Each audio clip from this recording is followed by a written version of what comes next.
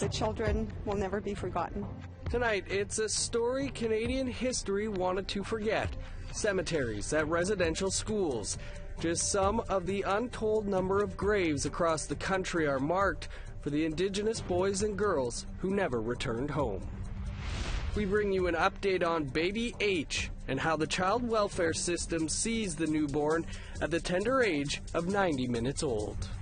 It was like an underground thing that we had to do, and we couldn't do it in public in school. And a centuries-old cedar that fell in a windstorm will soon stand tall for Indigenous languages. Good evening. Welcome to APTN National News. I'm Dennis Ward. Members of the Algonquin Nation in Quebec have taken it upon themselves to address the trauma left behind by the residential schools. The idea is to reconcile the past with an eye to improving the future. Tom Fenario has the story. Upon first glance, this may look like any other field. But the vegetation has yet to fully overtake the remnants of the former Saint-Marc-de-Figuerie residential school. It could be said the remnants of the school also still lie within many of its survivors. J'ai passé ici pendant 8 ans. 8 ans dans la tristesse. 8 ans aussi de maladie même. Jeanette Brazeau is the reason why over a dozen survivors and many more family members have come back here once again.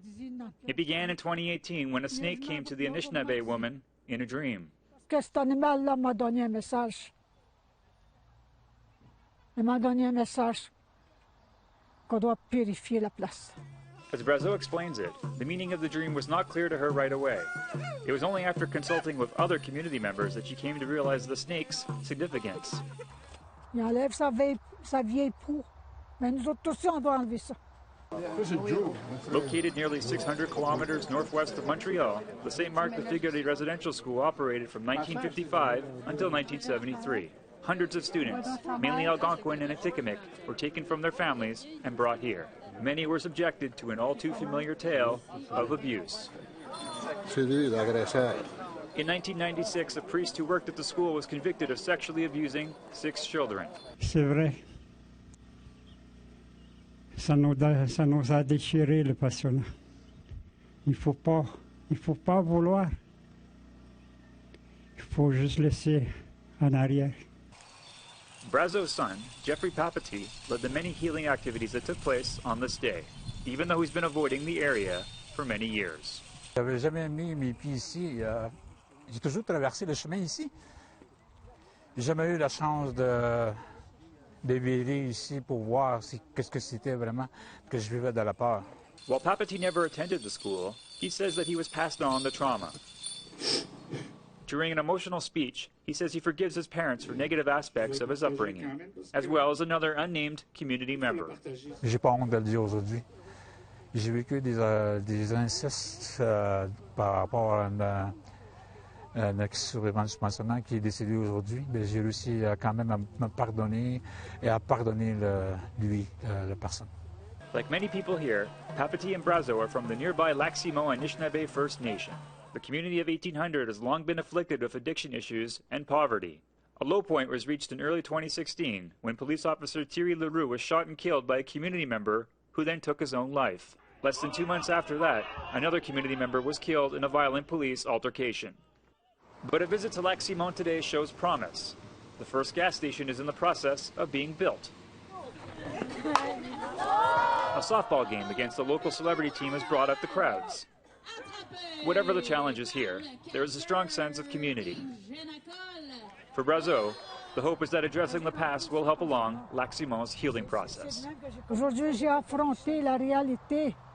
J'ai affronté aussi ma petite fille intérieure qui avait toujours peur. La petite fille aussi qui avait peur de partager ce qu'elle avait à partager de ses émotions. Aujourd'hui, je me sens libre. Free enough to round dance on what's left of the Saint-Marc-de-Figuerie Residential School's foundation. A round dance that, before becoming a circle, looks just like a snake meandering through the grass. Tom Fenario, APTN National News, Saint-Marc-de-Figari, Quebec. For years, their graves were unmarked and almost forgotten. But slowly, the site where dozens of First Nation and Métis children are buried is getting the respect it's always deserved. A special ceremony took place on Tuesday honoring the lives of the young children who died while attending the Regina Indian Industrial School. CTV's Creason Ashkate reports. On this day, Debbie Hill and her granddaughter are honoring their past relatives. Both of Hill's grandparents attended school at the Regina Indian Industrial School.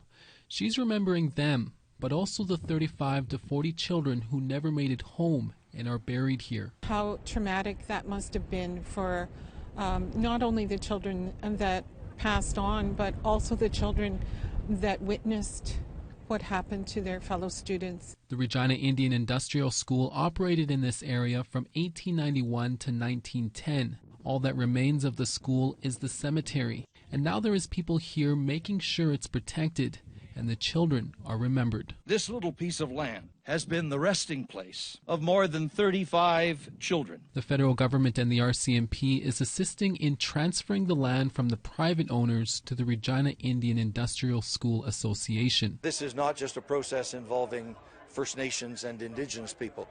This is a whole of society effort, and wherever an opportunity presents itself to contribute to reconciliation, we should all be happy to participate. We need to learn from the past so we can move forward in a positive direction for the future, and this is what this ceremony was about today. The association says it's a good first step towards reconciliation. The children will never be forgotten, and that's a commitment that the RISE Association has made to the community. We've verbalized that, and it was something that's always been in our hearts as we move forward with this work. More than 500 First Nations and Métis children from ages 3 to early 20s were forced to attend the school. Many of the children were taken from their home communities of Alberta, Saskatchewan, and Manitoba. 3 years ago, the cemetery received municipal heritage status, and 1 year later, provincial heritage status. Protect the land.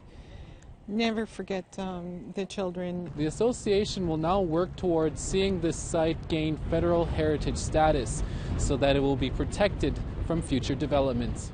Creason Ashkate, CTV News, Regina. And we want to hear what you have to say. Here's how to continue the conversation. Send your emails to news@aptn.ca. Find us online at aptnnews.ca. and on youtube.com/APTN News. You can also follow us on Facebook, Twitter, and Instagram for the latest Indigenous news. Thunder Bay first responders are bracing for what they anticipate to be a very dangerous summer. In a news conference today, police, paramedics, and fire called for more support and resources to address the city's opioid crisis. Officials say 44 people died in opioid-related overdoses in 2018 in Thunder Bay, a 40% increase from the year before. First responders say the growing number of opioid-related calls and related overdose deaths is having an impact on the entire community. Police said organized gangs from southern Ontario continue to target vulnerable people in the city. Police recently seized 14 handguns, but say arrests are not enough. This is a problem that we cannot arrest our way out of. As a police service, we will continue our efforts to disrupt the drug trade, but the growing problem of substance abuse and addiction will continue to provide these gangs with more opportunities and incentive to come to Thunder Bay. It's whoever they can take advantage of. And if somebody's got a substance abuse issue, that's where they kind of set in there, because they can get their way in by providing that substance, take over that house. A newborn who was apprehended by child welfare at a Kamloops hospital just 90 minutes after her birth has provoked major outrage. We'll get the latest from the reporter who broke the story after the break.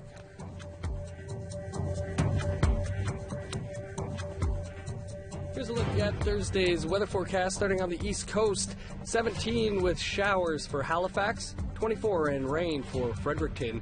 Rain in Nain with a high of 5, sunny and 22 for Happy Valley, Goose Bay. 21 in Saguenay with showers, 24 in Quebec City with rain. 31 under the sun in London, 30 in Toronto, 29 in Ottawa. Sunny skies and 30 for Thunder Bay, 28 under the sun in Sioux Lookout. 7 is the high for Churchill, 22 in Norway House. Sunny and 28 for Winnipeg and Brandon. In Saskatchewan, sunny skies and 26 for Saskatoon and North Battleford. Sunny and 25 in Meadow Lake, 19 in rain in Stony Rapids.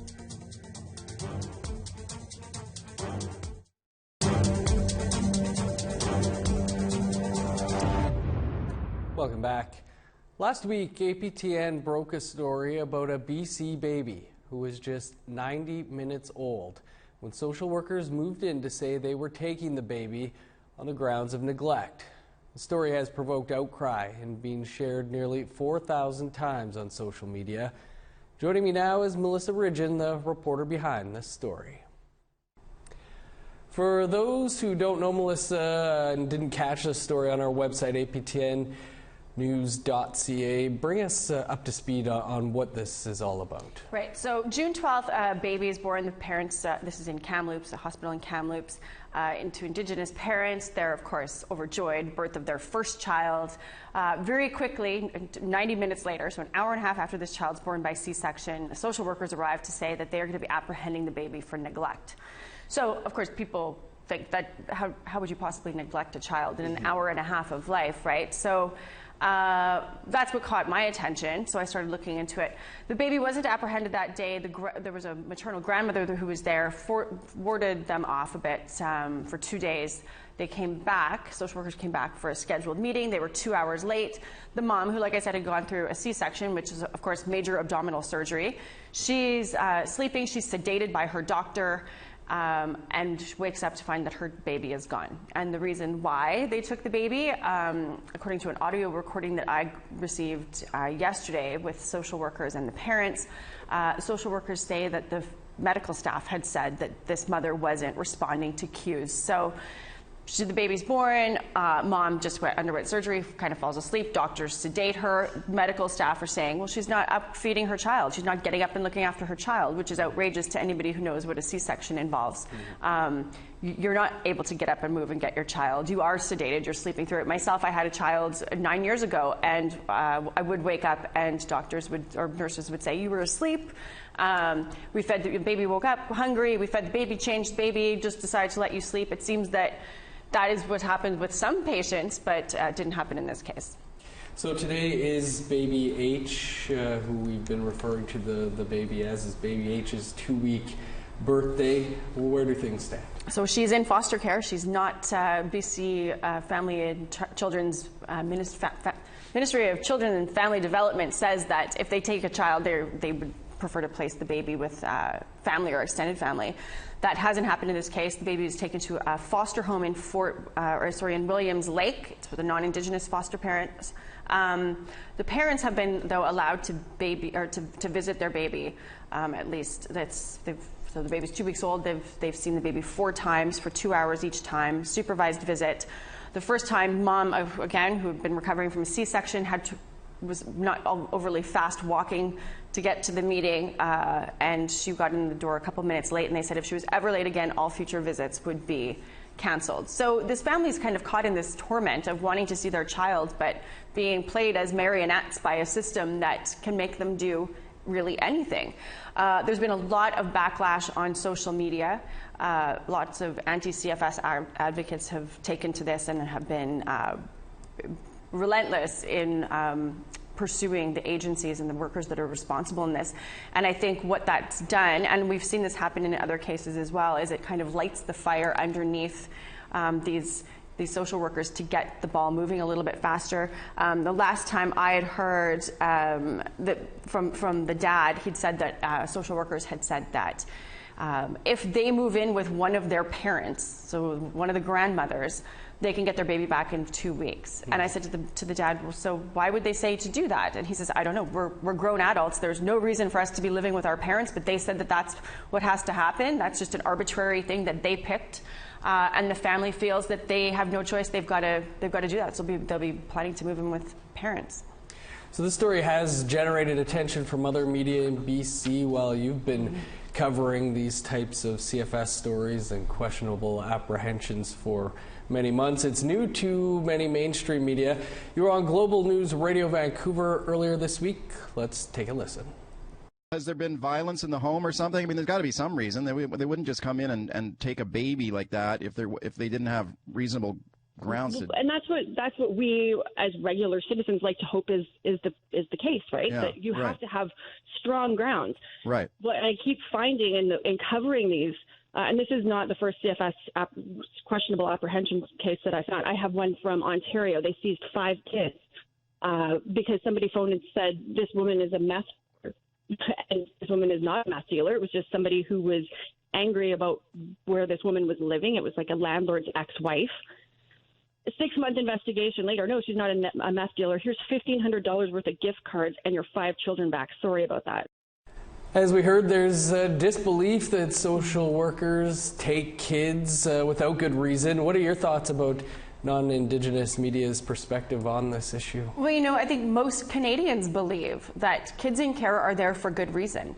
And when you cover these stories as often as I have here, as often as others at APTN have, you quickly realize that there are children who are in harm's way unless they're apprehended. There is that. There's this whole other element to CFS, or whatever you call it, regardless of what province or territory you're in, that there's too many questionable apprehensions. And then among the questionable apprehensions, we see some ridiculous apprehensions, such as there was one in Manitoba where that went viral on a Facebook Live feed. And very quickly, when people say, what are the grounds for this? They don't have grounds, so then they will turn around and give the kid back. But if there's not people watching, if you don't have that watchful eye, that lens, the public spectacle that falls out after these things happen, these things go unchecked and these kids are lost to the system for months or sometimes years. And if you're a vulnerable person, you're struggling, and it's tough being a new parent for anybody. You're a parent yourself. Those first few days you're full of questions, and if you don't have supports there with you, or you're not a sophisticated person, somebody comes in and throws this at you, you're almost paralyzed, silent, right? And that's how they get these kids, and then it's an uphill battle to get them back, and oftentimes for parents it's just too much. They crack under that. Well, we'll have to leave it there, but we know you'll be continuing to watch this story. Appreciate you taking some time to speak with us about it. Thank you. And for more details and updates on Baby H, visit aptnnews.ca. Time for a quick break, and then the story about how an 800-year-old cedar is becoming a symbol of reconciliation. Stick around.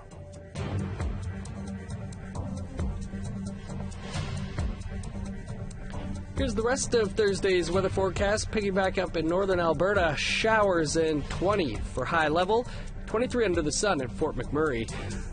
Rain and 24 for Medicine Hat, 15 with showers for Calgary. On the west coast, 16 with showers for Victoria, Vancouver, and Campbell River. 20 and sunny for Prince Rupert and Sandspit. In the Yukon, 20 in Old Crow under sunny skies, 26 in Dawson. Rain and 20 for Fort Liard and Trout Lake, 17 under the sun for Yellowknife, 0 with a chance of snow for Sax Harbor, 7 with showers in Paulatuck. 12 is the high for Repulse Bay, 15 in Baker Lake, 14 for Whale Cove, 8 with showers in Clyde River, sunny and 8 in Pangertown.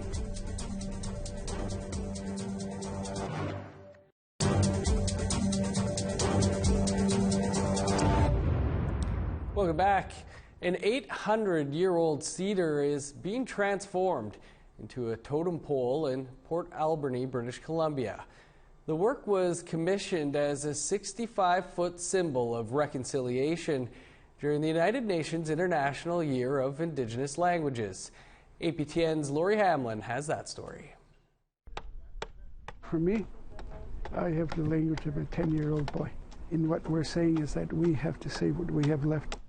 Tim Paul carved his first 2 models when he was 11. He's been carving ever since.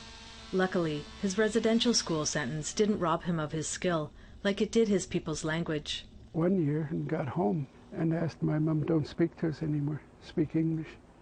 And my mom said, that's the sorriest and the saddest thing I ever did. I agreed with you, and I never should have. Speaking one's own language was literally beaten out of many Indigenous children all across Canada.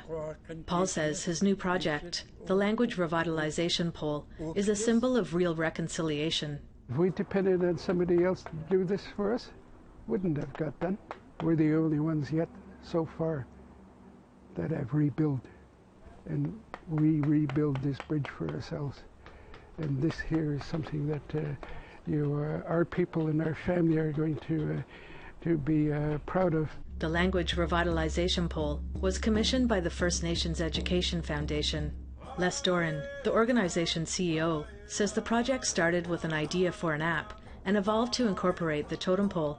2015, I was elected as the elected president of Yukluit government, Yukluit First Nation, and I quickly realized that our language is suffering, and that our fluent speakers are almost at zero. The pole is being carved from an 800-year-old cedar that fell in Huu-ay-aht territory during a windstorm 50 to 70 years ago.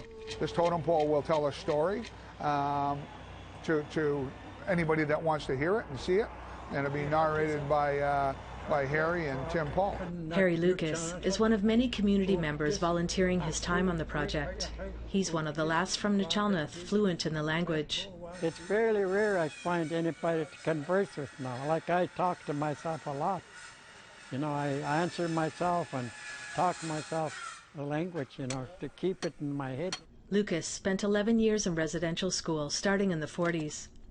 He says students had to be very secretive when speaking their own language.